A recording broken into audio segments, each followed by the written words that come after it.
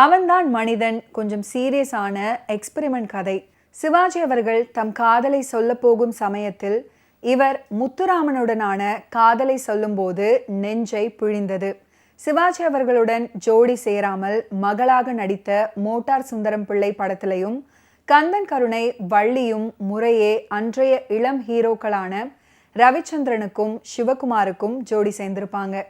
பாதுகாப்பு படம் ஒரு வித்தியாசமான அனுபவம். அதே போல சுமதி என் சுந்தரியும் ஒரு முழு நீள நகைச்சுவைக்கு பஞ்சமில்லாத சித்திரம்.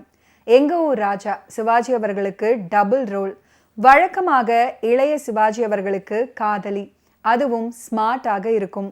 அன்பை தேடி படமும் சித்ரா பௌர்ணமியும் கணவனுக்காக உருகும் ஜெயலலிதா அவர்களின் கதாபாத்திரம். பாட்டும் பரதமும் கொஞ்சம் வித்தியாசமான திரைப்படம். எந்த படத்திலையும் ஓல்டு கெட்டப்புக்குள்ள நுழையாத ஜெயலலிதா அவர்களுக்கு அதையும் போட்டுக்கொள்ள வாய்ப்பாக அமைஞ்சது. நீதி படம் முழுக்க முழுக்க கதாநாயகனை சுற்றி வந்த கதை. ஜெயலலிதா அவர்களை வைத்து கொண்டும் ஒரு டூயட் கூட இல்லாமல் படத்தை எடுத்து வெற்றி கண்டு இருக்கிறாரு டைரக்டர், அதுவும் CV ராஜேந்திரன். குருதட்சணை படத்துல மட்டும்தான் 2 நாயகிகளில் ஒருவராக வந்தாரு. பெரும்பாலும் 2 நாயகிகள் கொண்ட படங்கள்ல அவர் கமிட் ஆனால் மற்ற நாயகிகளை விட இவருக்கு அதிக முக்கியத்துவம் இருப்பது போல் பார்த்து கொள்ளுவார்.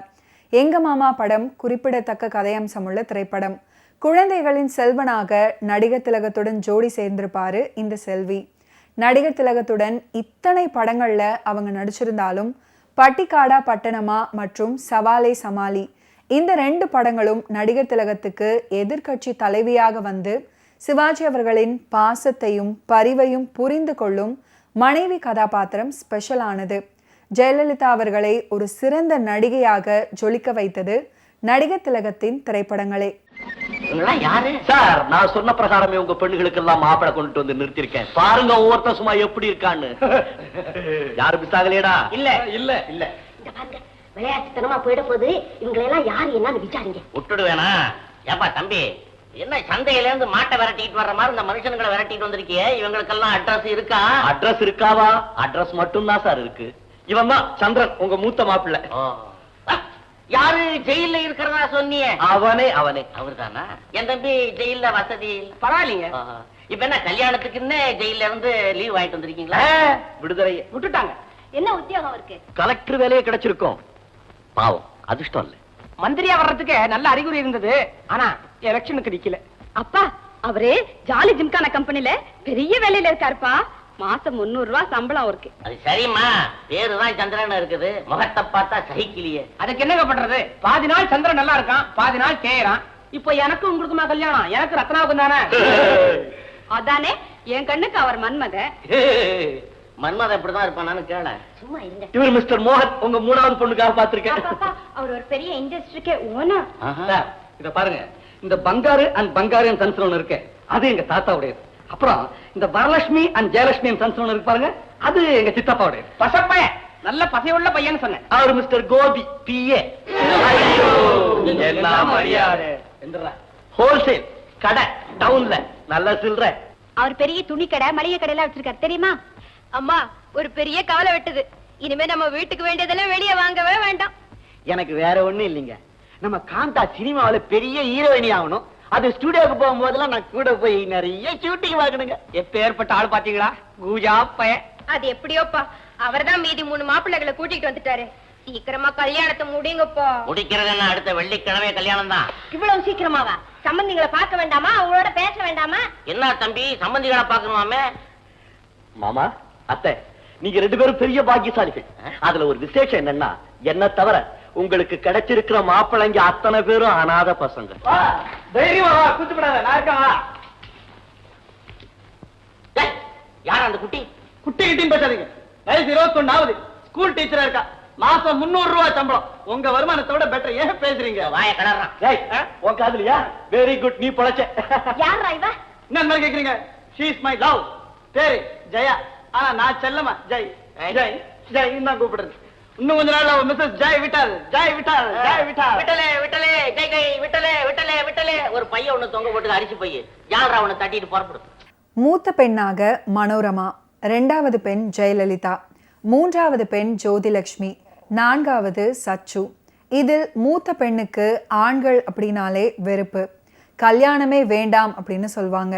3வது பெண் ஜோதிலட்சுமியோ ஏற்கனவே ஏவிஎம் ராஜனை காதலித்து அவரால் கைவிடப்பட்டு அவரை தான் கல்யாணம் பண்ணிக்குவேன் அப்படின்னு ஒற்றை காலில் நிற்கிறாங்க. கடைசி பெண் சச்சு சினிமா பைத்தியம், சினிமாவில் நடிக்கிற ஆசையில் சுற்றி திரிகிறாங்க. இந்த அத்தனை கவலைகளும் சிவாஜி அவர்களுடைய தலையில. ஆனால் கவலைகள் கலேபரங்களாக, கலேபரங்கள் அனைத்தும் கலாட்டாக்களாக, ரசனையும் ரகளையுமாக போய்கொண்டிருக்கும் திரைக்கதை தான் படத்தின் மிகப்பெரிய பலம். 4 மகள்களுக்கு அப்பாவாக தங்கவேலு, அவருடைய மச்சினனாக சோ, சிவாஜி அவர்களின் நண்பனாக நாகேஷ். இது போதாதா கலாட்டாவுக்கு? சந்தர்ப்பம் கிடைக்கும் போதெல்லாம் மாமாவை வாரிவிட்டு கொண்டே இருப்பாரு சோ. சமயம் கிடைக்கும் போதெல்லாம் சிவாஜி அவர்களுடன் மல்லுக்கு நின்று வழிந்து கொண்டே இருப்பாரு நாகேஷ். ஏவிஎம் ராஜன் வேறொரு பெண்ணுடன் கூத்தடிக்க அதிலிருந்து அவரை கழற்றிவிட ஒரு நாடகம் போடுவார்கள் சிவாஜியும் நாகேஷும். அதுல சிவாஜி அவர்களே மாட்டிக்கொள்ள அதுக்கப்புறம் உண்மை புரிந்து கொஞ்சி காதல் புரிவாரு ஜெயலலிதா. நம்ம 2 பேருக்கு இந்த ஜென்மத்துல கல்யாணம் நடக்காது போல இருக்கு. நேத்து உங்க அக்கா கிட்ட அற வாங்காதான் மிச்சம். சே பொண்ணாவ. ஏன் இப்படி சலிச்சுக்கிறீங்க? கொஞ்சம் பொறுமையா இருங்க. பொறுமை என்ன பொறுமை? நம்ம 2 பேருக்கு வயசாகிட்டே போகுது. நாம இப்படியே கண்டினியூ பண்ணிக்கிட்டு இருந்தோம்னா காதல் உலகமே நம்மளை பார்த்து கைகொட்டி சிரிக்கும். ஆமா, நம்ம 2 பேரும் பெரிய ரோமியோ அண்ட் ஜூலியட். உலகமே நம்மளதான் பாத்துக்கிட்டு இருக்கு. குத்தி விடுவேன். நீ வேணா ஜூலியட் இல்லாம இரு, என்னையா ரோமியோ இல்லைங்கிற? ஆரம்பிக்கட்டுமா காதல் வசனத்தை? என் கண்ணு ஓபன் பார்க்ல இருக்கோம். மறந்துறாத. ஓபன் பார்க்கா இருந்தானா? அத்தானா? அத்தானா? என்ன முதல்ல தள்ளிட்டு வந்துட்டீங்க. உங்களுக்கு தேடாத இடமே இல்ல. என்ன மன்னிச்சிடுங்க அத்தா, மன்னிச்சிடுங்க அத்தா. மறுபடியும் அத்தானா? என்ன விளையாடுற? கலர அத்தான் கூப்பிட தவறா? நீங்களே சொல்லுங்கம்மா. மதன் என்ன இதெல்லாம்? லலிதா, நீ ஒண்ணும் தப்பா நினைச்சுக்காத. நான் அவ அத்தான் இல்ல மண்ணாங்கட்டியும் இல்ல. ஒரு சமாச்சாரத்துக்காக நான் இவளுடைய மாஜி காதலன் மாதிரி ஆக்ட் பண்ணேன். நான் விஷயத்தை சொல்றதுக்குள்ள அவன் முந்திக்கிட்டான். அத்தா கதையை மாத்துறீங்க. நான் உங்களை விடவே மாட்டேன். நீங்க ஒரு மனுஷனா? லலிதா! அத்தா! அக்கா சொன்னதெல்லாம் சரியா போச்சு. ஆண்கள் எல்லாம் லலிதா லலிதா, நான் உண்மையை சொல்லிடுறேன். அந்த மோகன் பையன் இவ கூட சுத்திக்கிட்டு இருந்தான். அவனை பிரிச்சு உன் தங்கச்சி கூட சேர்த்து வைக்கணுங்கிறதுக்காக இவளுடைய மாஜி காதலன் மாதிரி நடிச்சேன். நடிப்பா? ஏன் மறைக்கிறீங்க? உங்களுக்கு நான் துரோகம் செஞ்சிருக்கலாம். ஆனா இப்ப மன்னிப்பு கேட்கிறேன். என்னை ஏத்துக்கோங்க அத்தா. பல்ல கழட்டி விடுவேன். விளையாடுறியா? இப்ப மரியாதையா போறியா இல்ல போலீஸை கூப்பிட்டுமா? என்னமா பேசுறீங்களே? தம்பி அண்ணா, பாவம் பொண்ணு கதறுதுப்பா, வீட்டுக்கு கூட்டிட்டு பாப்பா. பாவம் பொண்ணு கதறுது. நான் முடிஞ்சா நீங்க வீட்டுக்கிட்டு போங்களேன். மிஸ்டர் சார், ஏன்பா புருஷன் பஞ்சாதி சண்டையை தெருவு கொண்டு வர? அசிங்கமா இல்ல? யாரையா புருஷ பஞ்சாதி? இதோ இருக்காயா, இது போலீஸ் ஸ்டேஷன் போக வேண்டிய விஷயம். நாளைக்கு ப்ரூவ் பண்ணிட்டேன், நீங்க எல்லாம் சாட்சிக்கு வர வேண்டி இருக்கும். ஆமா அத்தா. லலிதா, இப்படி இருக்கலாம் போல இருக்கு. பாருமா, செத்து போனான உன் புருஷன் அவன் என்ன மாதிரியே இருப்பான் போல இருக்கு. நான் அவனுடைய டூப்ளிகேட். செத்தவன் தான். நான் மலையா பையன் இல்ல, திருச்சி பையன். சென்ட் ஜோசப் காலேஜ் ஸ்டூடெண்ட், மெட்ராஸ்ல வேலை செய்யறேன். இத்தனைக்கு கைவசம் ப்ரூஃப் இருக்கு. மேற்கொண்டு ஏதாவது தகராறு பண்ணு. அவசரப்பட்டு போலீஸ் கூப்பிடாதீங்க, நான் குழம்பிட்டேன். அம்மா தாயே, இன்னுமா நீங்க இருக்கிற? எனக்கு சொல்ல கொடுத்தது பத்தாது, இவருக்கு வேற சொல்ல கொடுக்கணுமா? விட்டுடு. உனக்காக தானே இவ்வளவு செஞ்சேன். சொல்லுவோம் சிஸ்டர் கிட்ட. ஆமாக்கா, இவ சொல்றத நம்பாத. இவகிட்ட இருந்து இவரை மீட்கிறதுக்காக தான் இப்படி எல்லாம் நடந்துகிட்டாங்க. ஏண்டி எங்க ஆள குழப்பமா பார்த்த? பேசாம மலையாவுக்கே ஓடிடு. மறுபடியும் அந்த பக்கம் வந்து ஷூட் பண்ணிடுவேன். ஆமா, என்ன மன்னிச்சிடுங்கம்மா. Very good, you did it Pailwan. Sivaji அவர்களும் சில நெருக்கமானவர்களும் இயக்குனர் சி.வி. ராஜேந்திரன் அவர்களை ராஜி அப்படின்னு அழைப்பார்களாம். ராம்குமார் ஃபிலிம்ஸ் முதல் தயாரிப்பான கலாட்டா கல்யாணம் திரைப்படத்தை இயக்கும் வாய்ப்பு சிவாஜி அவர்கள் அளித்த உத்தரவாதத்தால் அவருக்கு கிடைத்தது. நட்சத்திர இரவுக்காக கோபு எழுதிய கலாட்டா கல்யாணம் நாடகத்தை படமாக்க கோபுவை ஒப்பந்தம் பண்ணாரு சிவாஜி அவர்கள். முதலில் அந்த படத்தை இயக்க பி. மாதவனை அணுகலாம் அப்படின்னு சொன்னாரு. ஆனால் கோபு என்னுடைய நகைச்சுவை வசனங்களை சிந்தாமல் சிதறாமல் அப்படியே ரசிகர்களிடம் சேர்ப்பிக்கக்கூடியவர் சி.வி. ராஜேந்திரன் அப்படின்னு கூற, புதிய பையனாக இருக்கிறானே அப்படின்னு சிவாஜி அவர்கள் தயங்கினாரு. ஆனால் கோபு கொடுத்த அழுத்தத்தால் சி.வி. ராஜேந்திரனை இயக்குனராக ஒப்பந்தம் பண்ணாரு. அதுக்கப்புறம் அவர் படத்தை இயக்கும் வேகத்தையும் ஆளுமையையும் கண்டு அவரையே தன்னுடைய ஆஸ்தான இயக்குனராக அறிவிச்சிட்டாரு. அந்த அளவுக்கு கலாட்டா கல்யாணம் திரைப்படமாக ரசிகர்களை கவர்ந்தது. மாப்பிளை போஸ்ட் ஒண்ணு காலி இருக்குன்னு அவ்வளவுதான் காலை பிடிச்சிட்டான். காந்தாவோட நிபந்தனைகள் சொல்லியுமா கால பிடிச்சுட்டான்? அத சொல்லல, அது சொல்லியிருந்தா என் கழுத்தேல பிடிச்சிருப்பான். யோ டவுன் கோபி எழுந்திரியா, எழுந்திரி. வேண்டிய குடும்பம் சொன்னனே, அது வேற யாரும் இல்ல, நம்ம பிள்ளையார் கோயில் தெருவுல தர்மலிங்கம்னு ஒருத்தர் இருக்கார்ல, அவருடைய கடைசி பொண்ணு காந்தாவுக்கு. கொஞ்சம் பிள்ளையார் கோயில் தெரு தர்மலிங்கமா? பக்கத்துல கூட சிவாஜி சிவல் ஸ்டோர் ஒண்ணு இருக்குமே. எஸ் அதே தான். ஐயா ஊடாது ஒரு கூச்சலும் கோஷ்டமும் சைனா பஜார் மாதிரி குடும்பமா அது. அரைஞ்சு பல்ல கழட்டி போடுவேன். ஏண்டா எங்க மாமனார் வீட்டையா தாக்குற? அது இல்லைங்க, நான் அப்படியே அந்த சிவல் கடையில போய் உட்கார்றது, பக்கத்து வீட்டுல நடக்கிற சண்டை எல்லாம் நல்லா காதுல விழும். அந்த சண்டையை கேட்கறதுக்காக நிறைய பேர் அந்த கடைக்கு வராங்க. உனக்கு அந்த வீட்டுல கல்யாணம் பண்ணிக்க இஷ்டம் இருந்தா பண்ணிக்க, இல்லாட்டி போ.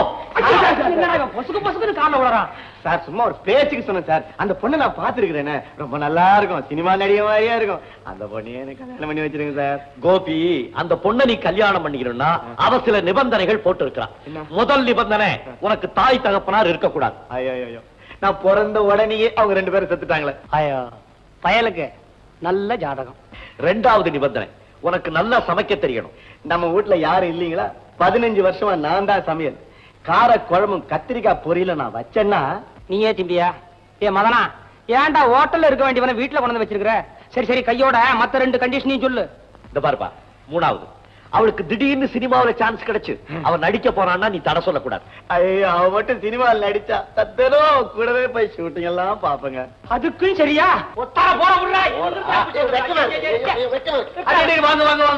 கரெக்ட் டயத்துக்கு வந்துட்டீங்க. அம்மா காந்தா, அரும்பாடுபட்டு உனக்கு ஒரு மாப்பிளை கண்டுபிடிச்சிட்டம்மா. அதுதான் இது கோபி பிஏ, உன்னுடைய கண்டிஷன்ஸ் எல்லாம் சொல்லிட்டேன். அப்புறம் மாற மாட்டாரே?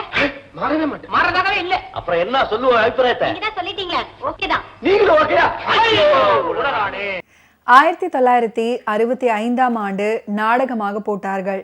1968 ஏப்ரல் 12 படமாக வெளியிட்டார்கள். கலாட்டா கல்யாணம் கிட்டத்தட்ட படம் அரை செஞ்சுரி போட்டாச்சு.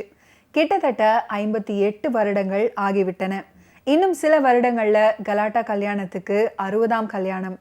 தன்னுடைய மகன் ராம்குமாரின் பெயரில் உருவாக்கிய பட பேனரில் கலாட்டா கல்யாணம் எடுக்க இருப்பதாக அறிவிப்பும் பண்ணிவிட்டாரு. கோபுவுக்கு தயக்கம். அந்த படத்தின் ஹீரோ கிட்டத்தட்ட ஒரு கல்யாண தரகர் போன்ற கதாபாத்திரம். நகைச்சுவை படம் அப்படின்றதுனால நாயகன் கதாபாத்திரம் பல இடங்கள்ல சொல்லடிப்பட வேண்டும். சமயங்களில் அடி உதையும் கூட வாங்க வேண்டும். வேறு எந்த கதாநாயகனாக இருந்தாலும் சாரி சார், இதுல ஹீரோவுக்குரிய அம்சம் எதுவுமே இல்லை அப்படின்னு படத்துல நடிக்க மறுத்திருப்பாங்க. ஆனா அந்த கதாபாத்திரத்தையே ஒரு சவாலாக எடுத்து நடிக்க துணிந்து விட்டார் சிவாஜி அவர்கள். அவருக்கு மனதில் ஒன்று பிடித்து விட்டால் வேறு எதை பற்றியுமே கவலைப்பட மாட்டாரு. சந்திரா, கழுத படா, நான் அங்கேயே முறைச்சுக்கிட்டு நிக்கிறேன். உன்னை பார்த்து ரொம்ப நாள் ஆச்சுட்டா, உட்காரு. நான் தான் உன்னை பார்க்கல, நீ ஏன்டா என்ன பார்க்க கூடாது? இதான் ஃப்ரெண்டா? ஆமா, உன் குடுமி சும்மா ஆடாத, எதுக்காக வந்த? வேற எதுக்கு? ஒரு 500 ரூபாய் பணம் கடன் கொடுறா, ஜாக்பாட் ஆட போனோம். நீ சூதாட நான் பணம் கொடுக்கவா? உங்க அப்பா தான் பேங்கர் ஆச்சே, செல் அடிக்கிற அளவுக்கு பணம் இருக்கு, பரவாயில்ல விட. கறக்கிறது உழக்கு பால், உதைக்கிறது பல்லு போகாண்டான். வாங்குற சம்பளமே 500 ரூபாய்க்கு சூதாடுறியா? நிறுத்துற கொடுக்க இஷ்டம் இல்லைன்னா விட. அட்வைஸ் பண்றேன், எனக்கு வேற இடம் இல்ல. நீயே சொல்ற வேற இடம், நல்ல இடமா?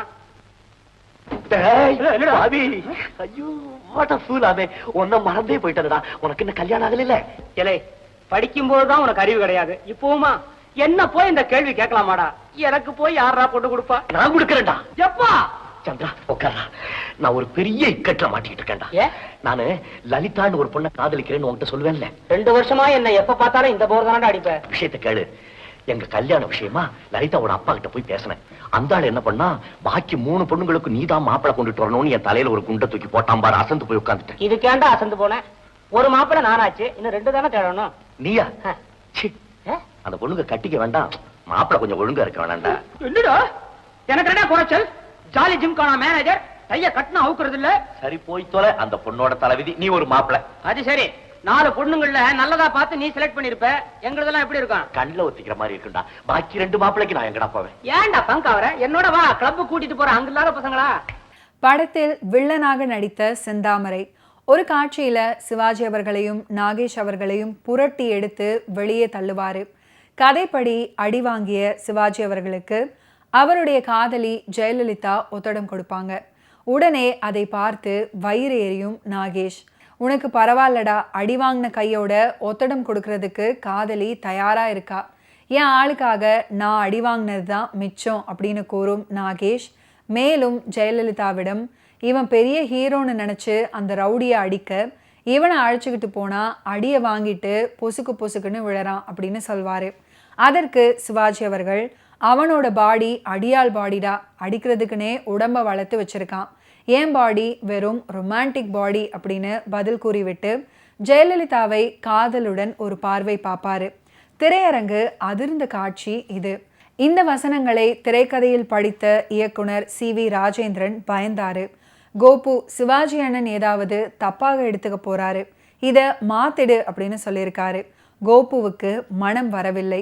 நல்ல நகைச்சுவை காட்சி ராஜி, படிச்சு காட்டுறேன், பிடிச்சிருந்தா எடுக்கலாம், இல்லைன்னா மாற்றி எழுதி தரேன் அப்படின்னு சொல்லி காட்சியை படமாக்கிய தினத்தன்று படிச்சு காட்டினாரு.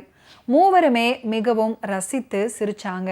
சிவாஜி அவர்களோ இந்த காட்சியில் எந்த வசனத்தையும் மாற்றக்கூடாது, குறிப்பாக ரொமான்டிக் பாடி அப்படின்னு சொல்லி அந்த காட்சியை மிகவும் ரசித்து சிரித்து நடிச்சு கொடுத்தாரு. அத்துடன் கோபுவுக்கு ஒரு அன்பான உத்தரவையும் போட்டாரு சிவாஜி அவர்கள். ஒரு வசனத்தாலோ ஒரு காட்சி அமைப்பாலோ கதாநாயகனுடைய இமேஜ் விழுந்துடும்னு ஒரு எழுத்தாளன் நினைக்கக்கூடாது. அப்படி வசனத்தை மாத்துன்னு சொல்றவன் நடிகனா இருக்க முடியாது. அம்மா தாயே பிச்சை போடுமான்னு வசனம் எழுதினா கூட கதாபாத்திரத்துக்காக அதை உணர்ச்சியோடு சொல்லி பெயரை வாங்கிட்டு போறவன் தான் உண்மையான நடிகன். நான் எப்படி நடிச்சாலும் என்னுடைய ரசிகர்கள் ஏத்துப்பாங்க, அதனால நீ எனக்கு எப்படி வேணுமானாலும் எழுது அப்படின்னு சொல்லியிருக்காரு.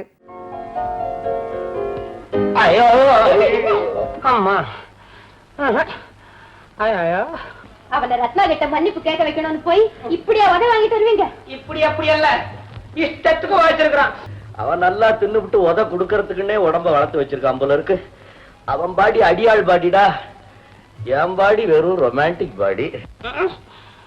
அப்பா மதனா, வெறுப்புல கேட்க நினைக்காத. வழக்கம் போது நான் லாண்டரிக்கு புறப்படவா? இல்ல, என் பக்கத்திலேயே வந்து கழுத்தாரு. உங்க அக்கா இருக்கானே பயங்கரி, இப்படியே அவ போக்கு கொட்டுக்கிட்டு இருந்தா 4 கல்யாணமா எப்படி ஒண்ணா நடக்கும்? அதுல அவனுக்கு என் மேல ஆசைதான் வரைக்கிறான். படப்படா மறந்து போய் உன்னை காதலிக்கலாம்னு நினைச்சாலும் உன் மூஞ்சிய பார்த்தோன்னு கன்ஃபியூஸ் ஆயிடுறா. இருக்கிற கோபம் ஜாஸ்தியா போயிடுது. டேய், கடவுள் உன்னை கொஞ்சம் அழகா படைச்சிருக்கலாம்டா, ஏதாவது ஒரு குவாலிபிகேஷன் வேண்டாம் உனக்கு. ஏடா நீயும் வெயிற, முகத்தையும் காட்டக்கூடாது, லவ்வும் பண்ணணும். ஏடா மானசீகமா காதல் வளர்றதுக்கு அவன் என்ன மனோன்மணியா? இங்க வலிக்குதுடா மதனா. மதன், இது என்ன பெரிய பிரச்சனை? இந்த ஆளை விட்டுட்டு ரத்னாக்கு வேற அழகான ஆளா பாருங்களேன். Good evening mister Madan. அடடே வாப்பா. நீ எங்கடா இங்க வந்த? உங்க வீட்டுக்கு வந்தேன். மிஸ்டர் மதனை பார்க்கலாம்னு வந்தேன். யாரா இந்த அவலட்சணா? டேய் பாவி, நம்ம வருங்கால மாமியாரோட ஒரே தம்பிடா. மாமியாருக்கு தம்பியா? உட்காருங்க, ரொம்ப லட்சணமா இருக்கீங்க. என்ன வந்த உடனே அவலட்சணம் தான், இப்ப லட்சணம்ன்ற என்ன காக்க பிடிக்கிறியா? சரி உட்கார. மதன், நீ யாரும் இங்க வேலைக்காரனா? அம்மா எங்க வந்த? மிஸ்டர் மதன், நானே ஒரு வாழ்க்கை துணியை தேடிக்கலன்னு புறப்பட்டனா, ஒருத்தையும் கிடைக்கல. கடைசியில உங்க உதவியால ஒரு பொண்ணை தேடிக்கலான்னு வந்திருக்கேன். உங்களுக்கு தான் நல்ல எக்ஸ்பீரியன்ஸ் ஆச்சு. ஒரு பொண்ணு கிடைக்குமா? ஒரே ஒரு பொண்ணு. கருமண்டா, நல்லா புறப்படாது. நான் பொண்ணு கேட்டா கோவிச்சுக்கிறீங்க. ஆனா உங்க பேர் இந்த விஷயத்துல எவ்வளவு தூரம் பிரபலமா இருக்கு தெரியுமா? நாளைக்கு உங்க வருங்கால மாமனார் இருக்காரு, அதான் இந்த கிழம், அது வந்து 2வது கல்யாணம் பண்ணிக்கிறேன் பொண்ணு தேடி கொடுன்னு கேட்டா கூட ஆச்சரியப்படுறது. தலைவலிக்கிட்ட இவனை அனுப்புறாங்க. மரியாதையா போறியா இல்லையா நீ? ஆல்ரைட். ஓகே வியூவர்ஸ், இன்னைக்கு நிகழ்ச்சியில் நடிகர் திலகம் சிவாஜி கணேசன் அவர்களுடைய ஃபிலிம் கெரியரில் நடந்த பல இன்ட்ரெஸ்டிங்கான விஷயங்களை நீங்கள் பார்த்து தெரிஞ்சிருப்பீங்க. மீண்டும் அடுத்தடுத்த எபிசோட்ஸில் சந்திப்போம். நன்றி, வணக்கம்.